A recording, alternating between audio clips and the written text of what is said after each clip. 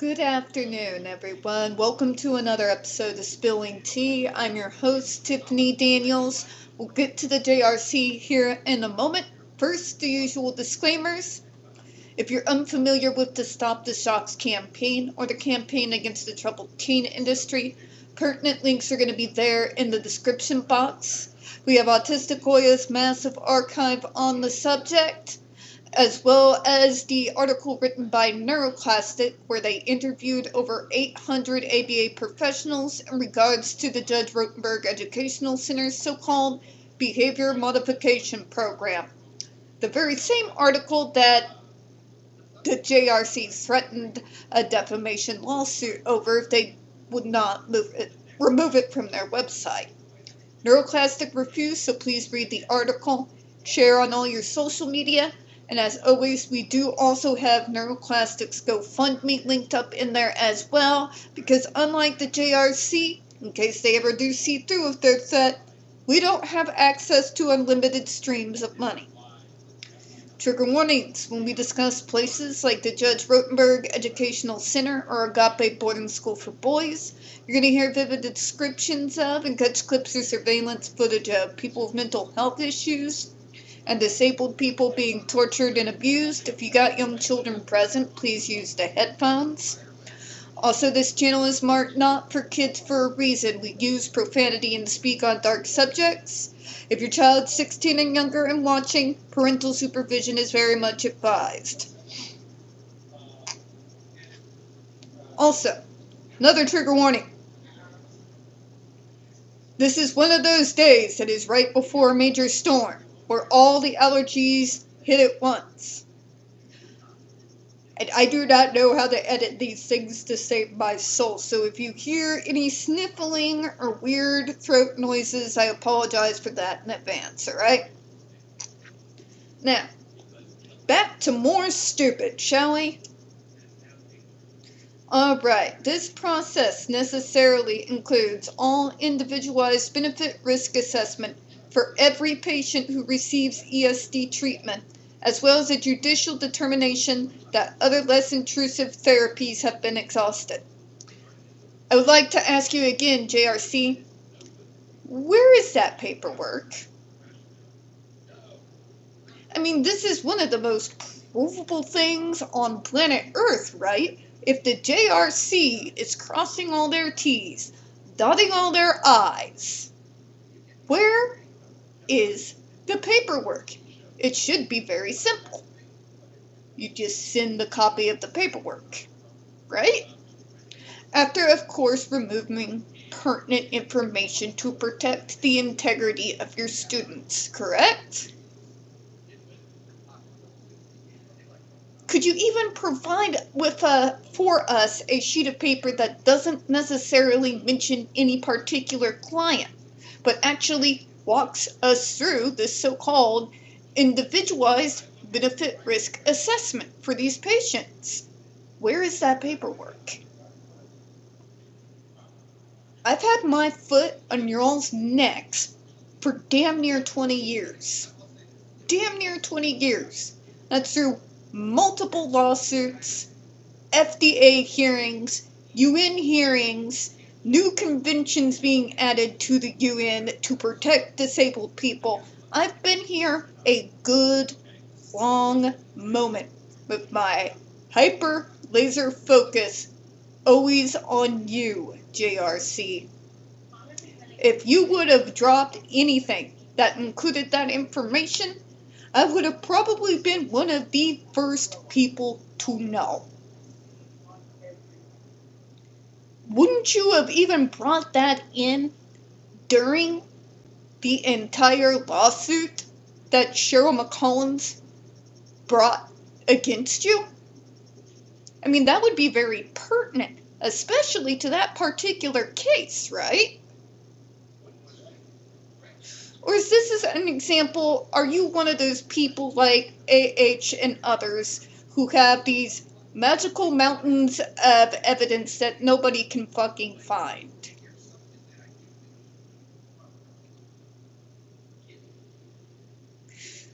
But first, it's an individualized benefit risk assessment. There are a lot of things in regards to working with people like I that need to be individualized. Absolutely. One of the things that does not need to be individualized, because it's pretty much the same for everyone across the board, yes, including neurotypicals, is a risk-benefit assessment. JRC, why does that need to be individualized? Would you explain that to us? We'd like to hear it. Allow me to answer that for you. There are a few dinosaurs that have worked in this field who have this very, very debunked idea that those of us folks who are neurodivergent have a higher tolerance for pain than your normal so-called neurotypicals. So that in actuality, we are able to stand more pain being inflicted on our persons than your general neurotypical out there on the street. They base this assessment on watching the facial figures of children while some form of violence was being perpetrated on them, who were very obviously autistic. And because when that happened, they were not seeing neurotypical body language or facial expression that they recognized as someone experiencing pain, they made the dumbass assumption that that means that they weren't actually feeling pain from pinches and things of that nature at all. This is in spite of the fact, by the way, that they understand that by diagnosis,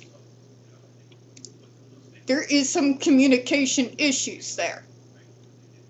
Which means the way I express my emotions when I'm allowed to be my own authentic autistic self and not having to put on a goddamn Broadway show for the entirety of planet Earth is going to look different in reaction to a painful stimuli than a neurotypical would. Now, let me ask an obvious question. Because I do not react to pain stimuli in the exact same way that a neurotypical would react to it, does that mean that I have a higher tolerance in regards to pain as more than the neurotypical does, and in actuality, I didn't just feel you pinch me?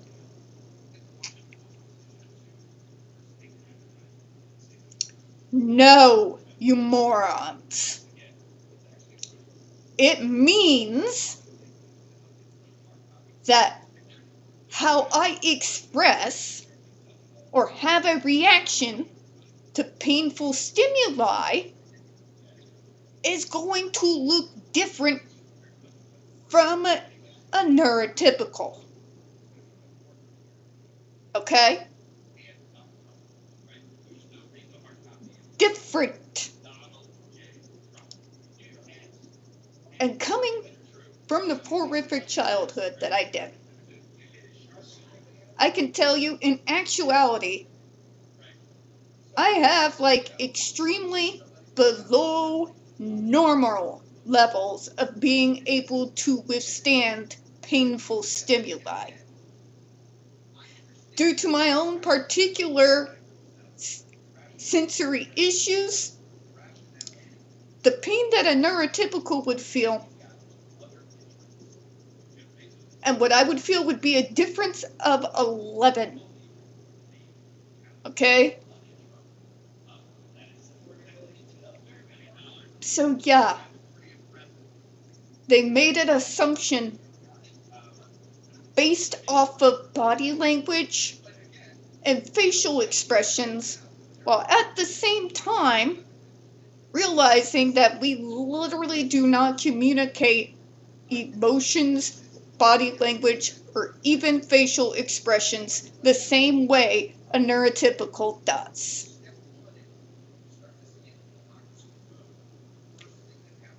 With me, and it's same even today, my pain response is anger. Granted, over the years, with a whole lot of help, I've got it more down to angry grumbles and screaming at pillows in the occasional session with a punching bag. Or if that's not handy, again with the pillow. I still feel that pain. In fact, I feel it at a level that most neurotypicals cannot understand, and I thank God that they don't. Thank your lucky stars, because it's not fun. Not even remotely any form of fun. Okay? So, when the JRC says individualized benefit risk assessment, they are operating off of that ancient and very severely debunked idea that we can withstand larger amounts of pain than the neurotypical. So in their minds, we are actually less at risk wearing the GED device than a neurotypical would be. You want to know why? Because these people don't know a goddamn thing about medicine, about communication styles and how they differ from neurodivergent to neurodivergent. And while understanding we don't communicate, use the same body language or facial expressions. In fact, that's part of the reason why they use things like ABA to teach us how to be neurotypical. I wish I was making it up. But then, admitting that, and at the same time, still operating off of that assumption. Now, let's dig a little deeper into that, JRC. That old opinion has been demonstrably proven false on multiple occasions. There does not. This is the one area in all actuality that does not require something to be individualized. Across the board, benefit risk analysis. If you are forcing a device on me that has the potential, and indeed has done so on other students, produce second and third degree burns, that risk doesn't become less just because I'm neurodivergent. And for whatever reason, that makes absolutely zero sense. You have it in your heads, well, they can obviously withstand the pain, so it's okay. No, the fuck it isn't. Child abuse, torture, starvation, and sleep deprivation is never okay. It doesn't matter if it's behavioral issues, if they're autistic, if they have ADHD, if it's a mental health thing, it's never acceptable. And we do not require a separate benefit risk assessment from everybody else. We're not mutants. You better thank God I'm not, because the temptation to go full Magneto on your center would be probably beyond my capability to withstand. Just saying. Is all. Okay? And as regards to the less intrusive therapies have been exhausted. We have already gone through how that's absolute horseshit. But see, the judge agrees. Did the judge go to medical school? Did the judge, along with going to law school, also acquire a degree in psychology, psychiatry, and neurology? No, they didn't. Then their opinion is irrelevant to this discussion. Completely. They have no expertise in this area whatsoever. They are relying on your experts, JRC, and I am sorry, but that is shady as hell. That should be something that would be never allowed. Never allowed. It has corruption all over it. Like, that happened out here. Somebody tried to pull that with me. All I'm saying is your great, great, great, great, great, great, great, great, great grandchildren would owe me and my family money. We don't play.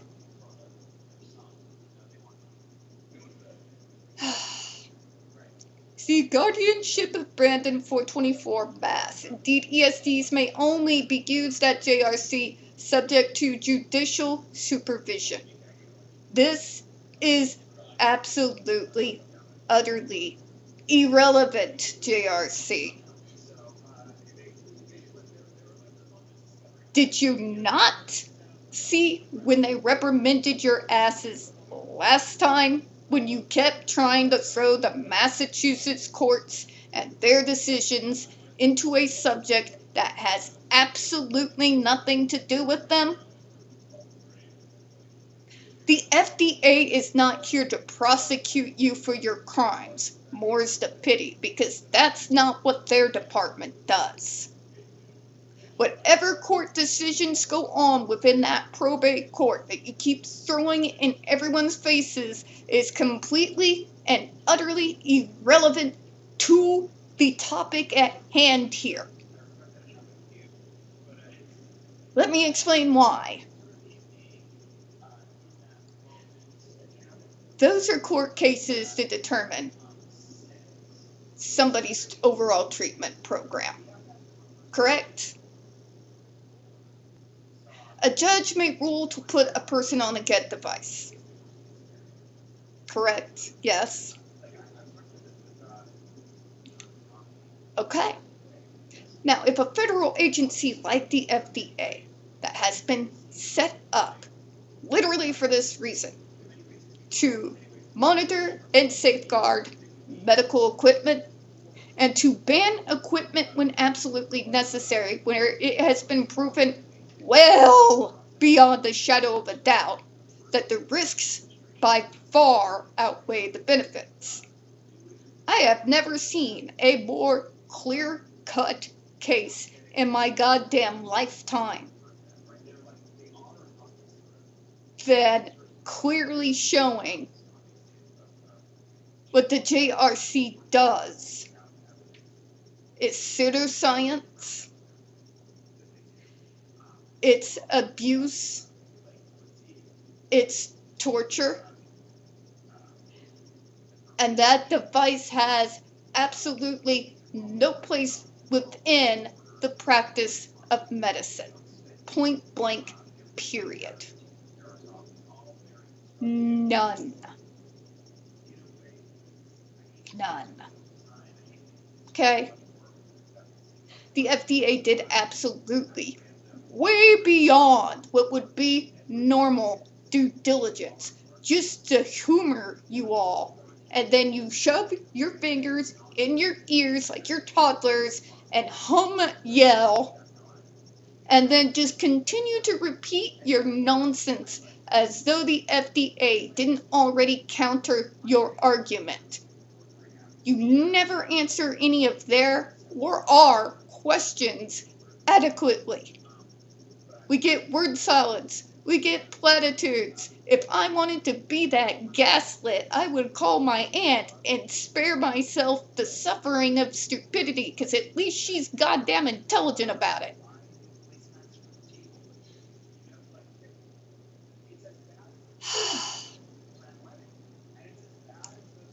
let us finish the sentence here. As Massachusetts highest court observed, we cannot discern why those existing corrective measures are inadequate to ensure the JRC is appropriately treating patients with ESDs at 804. For the love of God, JRC. You want to know why they can't determine why those have been inadequate? Because that's not their fucking job. They went to law school, not medical school.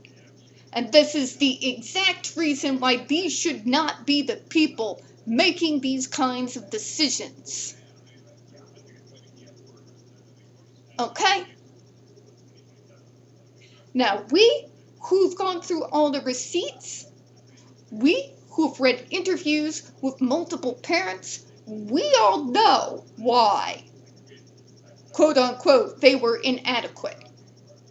Because the JRC's lips are moving, which means they're lying.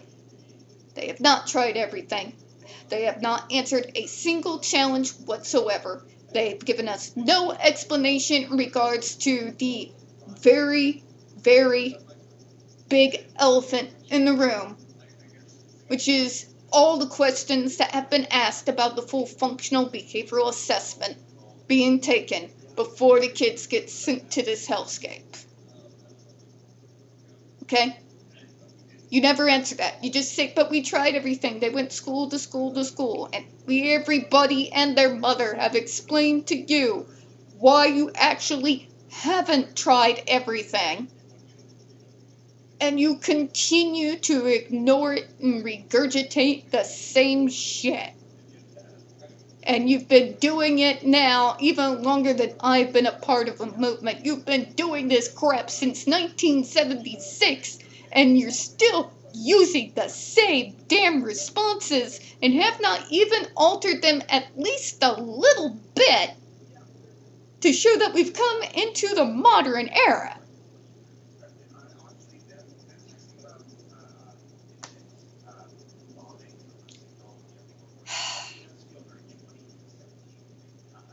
If anything, that last sentence just proved the FDA, mine, People First, ASAN, ARC, Easter Seals, Nova, March of Dimes,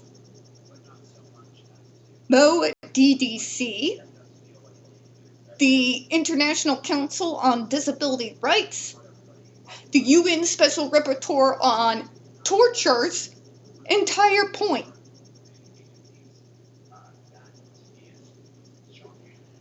And on that, folks, I'm going to go ahead and close out for this one. We don't get very many views on this channel.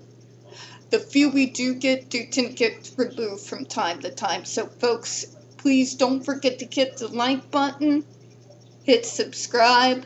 Please don't forget to utilize the comments. I do appreciate your time. And as always, folks, we here at Spilling Tea hope you have a good one. I'll be seeing you all in a second. Bye-bye, everyone.